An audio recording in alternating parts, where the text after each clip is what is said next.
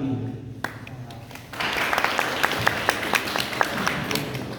परम श्रद्धेय उपप्राचार्य महोदय, अखंड ज्ञान की ज्योति को प्रज्वलित करने वाले महान शिक्षक और मेरे सभी साथी प्रशिक्षु, आज हम इस गणतंत्र दिवस के शुभ अवसर पर 74वीं वर्षगांठ मनाने जा रहे हैं। जैसे कि आप लोग सब जानते हैं और भी हमसे पहले आने वाले लोगों ने आपको बता दिया है कि गणतंत्र का मतलब क्या होता है। हम आपको बता दें कि गणतंत्र मनाने के कई उद्देश्य हैं, जिनमें से एक उद्देश्य यह भी है कि हम गणतंत्र से यह सीखते हैं कि उन महान पुरुषों ने जिन्होंने हमें यह दिन याद दिलाया है, जिन्होंने हमें यह दिन दिलाया है, वह दिन उनसे हम प्रेरणा लेते हैं, उनसे हम सीख लेते हैं कि उन्होंने कैसे अपने प्राणों को निछावर करके हमें यह दिन दिखाया है। गणतंत्र का अर्थ है, जैसे कि बताया है, कि जनता के द्वारा जनता के लिए शासन ही गणतंत्र कहलाता है। Of the people, by the people, for the people. ठीक है, हमारे अमर शहीदों ने हमें यह दिन दिखाया है। जैसे जिस प्रकार बोया हुआ बीज सर्दी की ठुठन और गर्मी की तपन बर्दाश्त करता हुआ पलवित हो जाता है, उसी तरह हमारे अमर वीर शहीदों ने हमें 300 सालों की गुलामी से आजाद करवाया है और उन जंजीरों में जकड़े हुए कभी उन गुलामी को बर्दाश्त ना करते हुए हमें यह दिन दिखाया है। आजादी के लिए हमारे हजारों लाखों देशवासियों ने अपने प्राणों की आहुति दी है।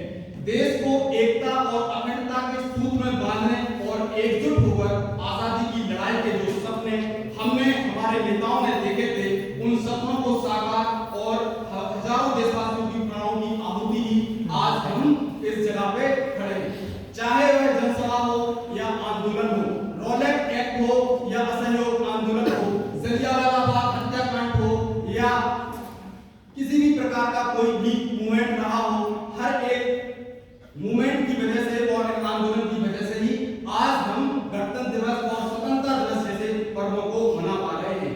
ना जियो धर्म के नाम पर, ना मरो धर्म के नाम पर, ना जियो धर्म के नाम पर, ना मरो धर्म के नाम पर। इंसानियत है धर्म वतन का, बस जियो वतन के नाम पर, जियो वतन के नाम पर।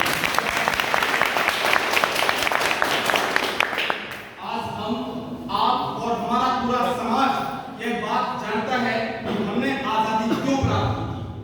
क्या स्वतंत्र रहने के लिए आजादी प्राप्त की थी, या देश में स्वशासन करने के लिए आजादी प्राप्त की थी, या देश के अंदर जितने भी संसाधन हैं उन पर अपना स्वामित्व स्थापित करने के लिए आजादी की थी।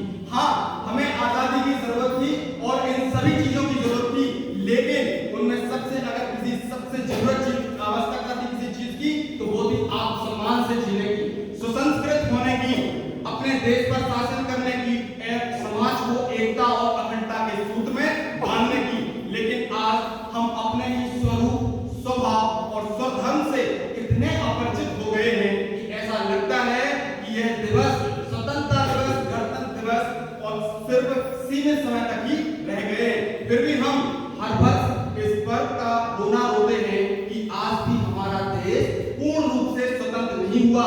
यह एक अकाट्य सत्य है, वास्तव में आज भी हमारा देश पूर्ण रूप से स्वतंत्र नहीं हुआ है। मैं उन महान क्रांतिकारियों को बार बार नमन करता हूं जिन्होंने हमें अंग्रेजों की गुलामी से आजाद करवाया था।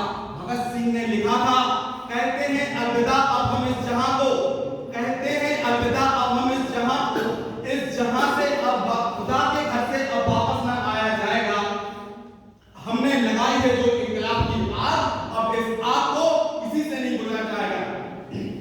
हाँ, वाकई आग तो आज भी हमारे दिलों में लगी है, लेकिन क्या वो इंकलाब की है, इस बात का अनुमान हमें खुद लगाना है। ना सरकार मेरी है, ना रौब मेरा है, ना सरकार मेरी है, ना रौब मेरा है, ना ही बड़ा सा नाम मेरा है। मुझे तो एक छोटी सी बात का गर्व है कि मैं हिंदुस्तान का हूं और हिंदुस्तान मेरा है। आज हम स्वतंत्र हैं, लेकिन हमारा समाज अनेक प्रकार की बुराइयों और जघन्य अपराधों में झगड़ा हुआ है। अगर आज नारी को सम्मान दिलाया जा रहा है, तो आज नारी को अपमान और जिल्लत भरी जिंदगी जीने के लिए विवश भी किया जा रहा है। आज शिक्षा को अगर जमीनी स्तर पर विस्तारित किया जा रहा है तो आज लाखों बच्चों को बाल श्रम और चोरी मजदूरी जैसे कामों में भी मजबूर किया जा रहा है। लेकिन आज भी फिर हमारा देश प्रगति के मार्ग पर निरंतर अग्रसर है। आज भी समाज में हर तबके के, हर समुदाय के, हर नस्ल के और हर धर्म के लोगों को राजनीति से लेकर समाज की हर एक गतिविधि में एक साथ देखा जा सकता है। बस जरूरत है स्वयं को मानवता के भाव में विकसित करना तथा अनुशासन को जीवन में लाना। इसके बाद ही आजादी को सही मायने में हम समझ सकते हैं। वह पथ क्या पथित कुशलता क्या, वह पथ क्या पथित कुशलता क्या, जिस पथ पर विपरीत सूल न हो और नाविक की धैर्य कुशलता क्या, यदि धाराएं प्रतिकूल न हो। अंत में अपनी वाणी को विराम देते हुए मैं दो लाइनें बोलना चाहूंगा। अब ना हो मुल्क में कोई दंगा कभी